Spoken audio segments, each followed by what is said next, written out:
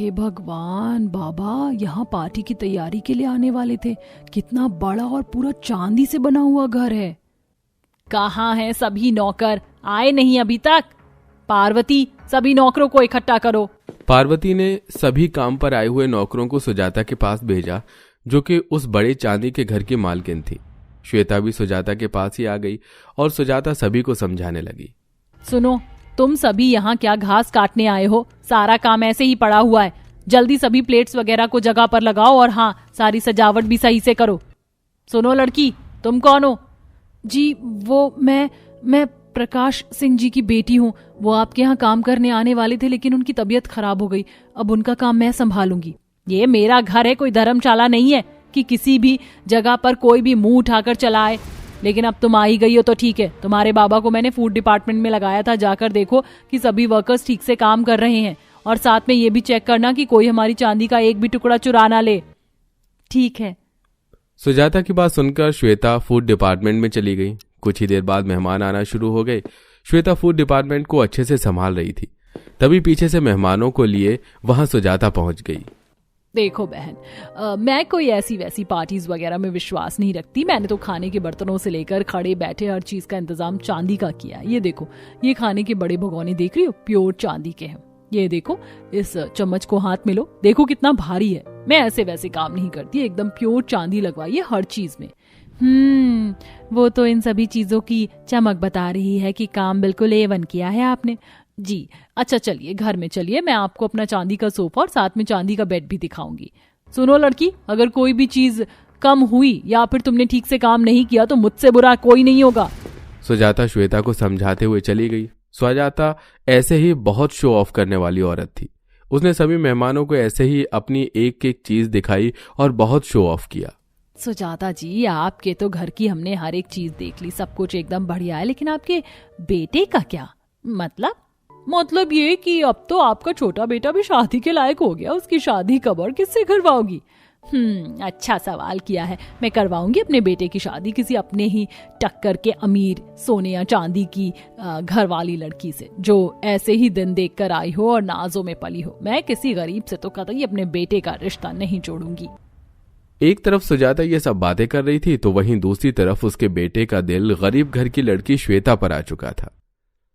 अरे सुन यार, ये जो खाने के काउंटर पर लड़की लगी हुई है, ये कौन है? रानव, ये तो मुझे गांव की कोई गरीब लड़की लगती है, लेकिन तू क्यों पूछ रहा है? मैं क्यों पूछ रहा हूँ? तुम लोग ये छोड़ो और इस लड़की के घर का पता लगाओ। ओहो, हमें तो लग रहा है कि रानव को पहली नजर वाला प्यार हो गया है। रानव के दोस्त उसे छेड़ने लगे। कुछ ही देर बाद फंक्शन खत्म हो गया और श्वेता ने भी अपनी मेहनत की कमाई ली और वो अपने घर आ गई। रानव के दोस्तों ने श्वेता के घर का पता लगा लिया और रानव को बताया। रानव श्वेता को पसंद करने लगा था। एक दिन मौका देखकर रानव ने श्वेता को प्रपोज कर दिया और उसके घर वालों से उसका हाथ मांगा। बेटे, छोटे मालिक, मेरी तो समझ ही नहीं आ रहा है कि किन शब्दों में मैं आपका शुक्रिया कहूं। आपने मेरी बेटी को चुना। अरे नहीं बाबा, आप अगर मुझे अपने बेटे के लायक समझ लें तो ये मेरा सौभाग्य होगा। अब आप हमें इजाजत दें। श्वेता के बाप ने खुशी खुशी रानव के हाथों में श्वेता का हाथ दिया और श्वेता ने रानव से एक मंदिर में शादी कर ली। शादी करने के बाद रानव श्वेता को अपने महल में लेकर पहुंचा, जहां पर सुजाता ने एक बतंगड़ बना दिया। नहीं नहीं नहीं, ये हो ही नहीं सकता। रानव बेटा, कह दो कि तू मजाक कर रहा है। कह दे कि ये लड़की तेरी कुछ नहीं लगती। नहीं माँ, ये कोई मजाक नहीं है। मैंने अग्नि को साक्षी मानकर श्वेता के साथ 7 फेरे लिए हैं माँ, और श्वेता अब मेरी पत्नी है। नहीं है ये तेरी पत्नी। अरे सत्यानाश, उस दिन मेरे घर आकर क्या जादू टोना किया तूने, जो मेरा बच्चा तुझ गरीब को अपनी पत्नी ही बना लाया। जा दफा हो जा मेरी आंखों के सामने से, नहीं तो मैं तुझे। नहीं तो क्या माँ? बोलिए, नहीं तो क्या? माँ, मैंने श्वेता से शादी की है और आपकी जानकारी के लिए बता दूं कि श्वेता ने कोई जादू टोना नहीं चलाया। अब आप इसे अगर अंदर बुला रही हैं तो बुलाइए, नहीं तो मैं श्वेता के साथ यहां से जा रहा हूं। रानव की बात सुनकर सुजाता घबरा गई, क्योंकि वो अपने बेटे से बहुत ज्यादा प्यार जो करती थी। बस इसी वजह से उसने श्वेता को घर में बुला लिया, लेकिन वो ऐसा चाहती नहीं थी। श्वेता आते ही अपने कमरे में चली गई। श्वेता, आज तुम बस कमरे में रहना, क्योंकि माँ का मूड आज बहुत खराब है। जी कितना बड़ा चांदी का ससुराल है मेरा। यहाँ तो बेड, दीवारें, हर चीज चांदी की है। श्वेता अपनी चांदी का ससुराल देखकर काफी खुश थी। ऐसे ही उसका आज का दिन तो बस कमरे में ही कट गया, लेकिन अगले दिन उसके पास उसकी नंद आई। भाभी जी, यहाँ इस घर में क्या सिर्फ कमरे में बंद रहने को आई हो? नहीं नहीं, मैं तो बस। चलिए, अब मुझे ज्यादा सफाई मत देना। माँ ने ये कपड़े और ये गहने भिजवाए, इनको पहनकर नीचे आ जाइए। रीमा श्वेता को चांदी के ढेर सारे गहने, चांदी से कड़ी हुई साड़ी, चांदी की चप्पल वगैरह दे गई, जिन्हें पहनकर श्वेता नीचे आई। नमस्ते माँ जी। माँ जी, मुझसे कोई काम? काम तो बहुत है तुझसे।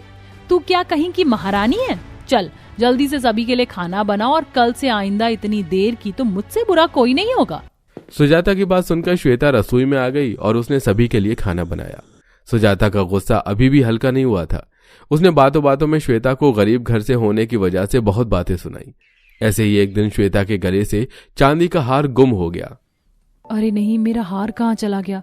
अगर माँ जी को पता चला कि मैंने अपना हार गुमा दिया तो वो बहुत ज्यादा गुस्सा होंगी। अब मैं क्या करूं? हार गुमा दिया? तुम गरीबों की यही कमी होती है, जरा सा पैसा देखा नहीं कि तुम्हारे पांव जमीन से हवा में आ जाते हैं। माफ करना माँ जी। क्या माफ करना माँ जी? चुपचाप मुझे मेरा हार ढूंढ कर दे, वरना मुझसे बुरा कोई नहीं होगा। श्वेता ने आज भी हार गुम हो जाने की वजह से सुजाता से खूब डांट खाई। ऐसे ही सिलसिला जारी था। रोजाना चांदी के इतने गहने वगैरह पहनने और उसका ध्यान रखने से श्वेता बेहद तंग आ चुकी थी। सब कुछ ऐसे ही चल रहा था कि एक दिन सुजाता के घर में लुटेरे आ घुसे। कौन हो तुम? हम कौन है ये छोड़ बुढ़िया, और जल्दी से सारी चांदी हमें दे दे। लुटेरों ने हथियार दिखाकर सुजाता और उसकी बहुओं से चांदी हड़पना शुरू कर दिया। उस वक्त घर में कोई मर्द नहीं था। सभी ने उन लुटेरों से डरकर जल्दी जल्दी चांदी निकाल दी, लेकिन श्वेता सब कुछ धीरे धीरे दे रही थी। अरे जल्दी जल्दी से हाथ चला लड़की, वरना ये गोली तेरे भेजे में उतार दूंगा। दे रही हूँ, बस 1 मिनट रुको। श्वेता ने उन्हें ऐसे ही उलझाए रखा और इसी देरी के बीच पुलिस आ गई। पुलिस ने गुंडों को गिरफ्तार किया और श्वेता की वजह से पूरे परिवार की जायदाद बच गई। अरे वाह श्वेता बहू, तूने तो आज मेरा दिल ही जीत लिया। मैं हमेशा तुझे इसी जायदाद की वजह से अकड़ दिखाती थी और तूने इसी की रक्षा की। तेरा बहुत बहुत शुक्रिया बहू। माँ जी, ये मेरा फर्ज था। ऐसे बोलकर आप मुझे शर्मिंदा ना करें। श्वेता ऐसे बोलकर मुस्कुराने लगी। सुजाता ने आज उसे दिल से अपना लिया था। सुजाता ने श्वेता की बात पर उसे गले लगा लिया और दिल से उसे अपनी बहू मान लिया। श्वेता भी इस सब पर बहुत ज्यादा खुश हुई और फिर सभी मिलजुल कर खुशी खुशी रहने लगे।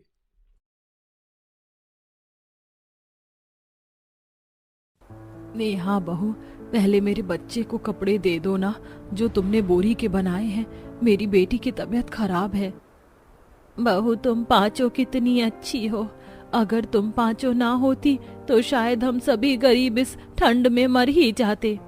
आंटी जी, ऐसी बातें करके हमें शर्मिंदा मत कीजिए। हम आपकी गरीबी और मजबूरी समझ सकते हैं। इस ठंड में आप लोग कैसे दिन काट रहे हैं, हमसे बेहतर और कोई नहीं समझ सकता। दीदी, ये लो, 10 कपड़े ही तैयार हो पाए थे। आप यही दे दो, हम फिर से बना लेंगे कपड़े। माफ करना आंटी जी, आज सिर्फ इतने ही कपड़े बना पाए हैं, पर मेरा वादा है कल हम इससे ज्यादा कपड़े बनाएंगे और कोशिश करेंगे कि इस बार की ठंड में हम सभी गरीब लोग अपना अच्छे से गुजर कर सकें। आखिर कौन थी ये 5 बहू जिससे सब बोरी का बना कपड़ा ले रहे थे? आखिर क्यों और कैसे ये 5 बहू बोरी के कपड़े बनाकर गांव वालों को बांट रही थीं? आइए चलिए जानते हैं। आज कितनी ज्यादा ठंड लग रही है ना। लग रहा है धीरे धीरे ठंड बढ़ती ही जा रही है। बहुत ठंड बढ़ती जा रही है और हम गरीब लोगों के पास सिवाय इस टूटे मकान के और कुछ नहीं है। 2 दिन से हमारे घर का चूल्हा भी नहीं जला क्योंकि खाना बनाने के लिए लकड़ियां ही नहीं है। अगर आज हमारे पति हमारे साथ होते तो शायद हम भी इस ठंड को एंजॉय कर रहे होते, ना कि ठंड आने से परेशान हो रहे होते। हमारे पति शहर क्यों गए? वो तो हमें भूल ही गए हैं। दीदी, आखिर हम सब कब तक अपने पति और उनकी सैलरी के आने का इंतजार करेंगे? ठंड की वजह से हम पैसे नहीं दे पा रहे हैं और ठंड से बचना बहुत जरूरी है। मैंने तो सोच लिया है कल सुबह होते ही मैं नौकरी की तलाश में जाऊंगी। पायल, अकेली तुम नहीं बल्कि हम सब भी जाएंगे।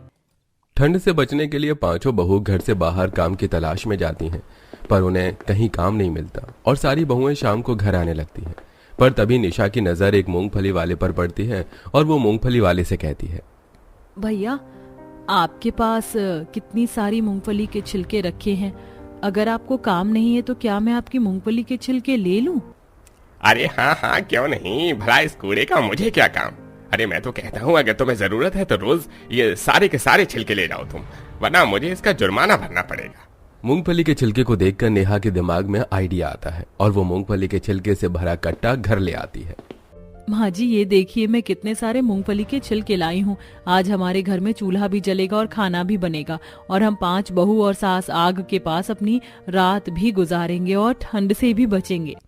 नेहा ये बोल ही रही होती है कि तभी वो देखती है कि पूजा भी आ चुकी है और वो बहुत खुश है। अरे क्या बात है पूजा, तू इतनी खुश नजर क्यों आ रही है? दीदी खुशी की बात तो है ही, तो खुशी होंगी ना। मुझे एक जगह काम मिल गया है, मालिक ने कहा है कि मुझे उनके खेत में गन्ने की कटाई करनी है। जानती हूँ कि मैं अकेले गन्ने की कटाई नहीं कर पाऊंगी, इसलिए उन्होंने मुझे 1 महीने का टाइम दिया है और उन्होंने कहा है कि मैं जितने चाहूँ गन्ने ले सकती हूँ। ये तो बहुत अच्छी बात है बहू, पर क्या फायदा उन गन्नों का? गन्ने की जगह अगर तुझे गुड़ मिलता तो हम उसे बेच तो पाते। तो क्या हुआ माँ जी, गन्ने से गुड़ बनाना आता है मुझे, हम गुड़ ही बनाकर बेच लेंगे, इस तरह हमारी थोड़ी कमाई भी हो जाएगी। आरती अपने घर वालों को आइडिया तो देती है पर वो खुद दुखी होती है। अब 5 बहू अपनी सास के साथ मिलकर खाना बनाती हैं और चूल्हे में ही मूंगफली के छिलके डालकर आग जलाती हैं और जब तक आग जलती है वो लोग आग के ही पास बैठकर ठंड से बचती हैं। देखते ही देखते सुबह हो जाती है। बहू आज तुम 5 अकेली घर से बाहर काम देखने के लिए नहीं जाओगी, आज मैं भी काम देखूंगी। पर माँ जी आप बाहर तो बहुत ठंड हो रही है। बहू सिर्फ ठंड मेरे लिए तो नहीं हो रही, और ठंड से तो हम सबको बचाना है, इसीलिए मैं भी चलूंगी। आशा अपनी बहू की बात नहीं मानती और अपनी बहू के साथ काम ढूंढने के लिए बाहर जाती है। आशा थोड़ी ही दूर जाती है कि उसे एक राशन का गोदाम मिलता है, जहां बड़े पैमाने पर गोदाम के बाहर खराब बोरे रखे होते हैं और एक आदमी उसी बोरे को ओढ़कर सो रहा होता है। जूट का बोरा मेरे दिमाग में पहले क्यों नहीं आया? ये बोरा गर्म होता है, इसका इस्तेमाल करने से हमें ठंड कम लगेगी। जूट के बोरे देख आशा भी यही सोचती है कि वो भी रात में अपनी बहू के साथ जूट के बोरे ओढ़कर सो जाएगी। इसीलिए वो फैक्ट्री के बाहर फेंके हुए सारे बोरे उठाकर घर आती है तो वहीं पूजा और रजनी की नजर एक टेलर की दुकान पर पड़ती है। उसकी दुकान के बाहर बेकार, पुराने, गंदे और कटे हुए कपड़ों के कतरन रखे थे। ये देख रजनी के दिमाग में एक आइडिया आता है और वो टेलर वाले से कहती है, भैया आपने इन कतरन को और खराब कपड़ों को बाहर फेंक रखा है, क्या ये आपके काम के नहीं है? अगर ये खराब कपड़े मेरे किसी काम के होते बहन जी तो दुकान से बाहर थोड़ी ना होती। अगर तुम्हें लेना है तो ले जाओ, पिछले 1 महीने से कूड़ा ये पड़ा है, अब तो जगह भी नहीं है। टेलर की बात सुनकर बिना कोई देरी करे रजनी वो सारे खराब कपड़े और कतरन लेकर अपने घर जाती है, जहां वो देखती है कि उसकी सास भी बहुत सारे बोरे लेकर आई है। कुछ देर बाद सारी बहुएं घर में आती हैं और इतने सारे कतरन और बोरे देखकर पायल अपनी सास और जेठानी से बोलती है, दीदी माँ जी हमें ठंड से बचने के लिए कुछ सामान चाहिए था, आप ये घर में कबाड़ा क्यों लेकर आ गई हैं? पायल इन बोरों को और कतरन को कबाड़ा मत बोलो, हम इस बोरी से अपना घर बनाएंगे। चलो जल्दी से काम पर लग जाते हैं। और पायल तुम रजनी के साथ मिलकर इन कतरन से बिछौना बना लो, हम इन कतरन से बने बिछौने पर ही रात गुजारेंगे और इन बोरी से घर बनाएंगे और रात को इसी को ओढ़कर सोएंगे। आरती का आइडिया सबको बहुत पसंद आता है और वो सभी उन बोरों को काटते हैं और खिड़की दरवाजे में लगाते हैं। कुछ देर बाद 5 बहू मिलकर उस बोरी से अपना घर कवर करती हैं और देखने में ऐसा लगता है मानो जैसे वो घर बोरी का ही बना हो और अब उनका घर अंदर से काफी गर्म हो जाता है। बहू सच में जूट की बोरियां कितनी गर्म होती हैं। अच्छा किया मैंने जो मैं सारी बोरियां वहां से उठा कर ले आई, इससे तो मेरी 5 जुगाड़ू बहू ने घर ही बना डाला, और वो भी ऐसा घर जो अंदर से इतना गर्म है। माँ जी घर अंदर से कितना ही गर्म क्यों ना हो, पर रात बिता पाना बहुत मुश्किल होता है। हमें अब भी रजाई की जरूरत पड़ेगी। पर दीदी उससे पहले हमें कपड़ों की जरूरत है इस ठंड से बचने के लिए। मैं तो कहती हूँ इन बची बोरी और कतरन से ही हम कपड़े बना लेते हैं। मैंने काफी लोगों को देखा है बोरा काट कर कपड़े पहनते हुए। रजनी की बातों से सारी बहू और सास सहमत हो जाती हैं और वो सब आग के पास बैठकर सारी रात बोरी के कपड़े बनाती हैं और उन्हें पहनकर अगले दिन नौकरी की तलाश में जाती हैं। और वहां से पायल को कुछ स्प्रिंग और तार मिलते हैं, जिसे देखकर उसके भी दिमाग में आइडिया आता है और वो घर जाती है।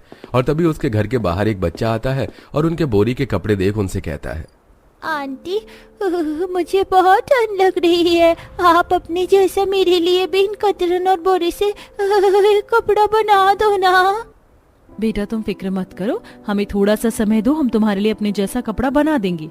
माँ जी ये देखो, मैं कितनी सारी रुई लेकर आई हूँ, इससे हम रजाई बनाएंगे।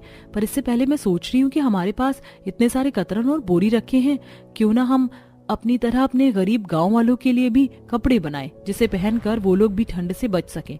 आखिर वो भी तो हमारी तरह ठंड को झेल रहे हैं। नेहा की यह बात सुनकर पूरा गांव वहां खड़ा हो जाता है और उनसे मदद मांगता है, जिसके बाद 5 बहू मिलकर अपने गांव वालों के लिए अपनी तरह बोरी और कतरन के कपड़े बनाती हैं और सभी लाइन में लगकर उससे कपड़े लेकर चले जाते हैं। जिसके बाद पायल स्प्रिंग को एक लकड़ी में लपेट लेती है और उसमें वायर जोड़कर रॉड बनाती है, जिससे वो पानी गर्म कर सके।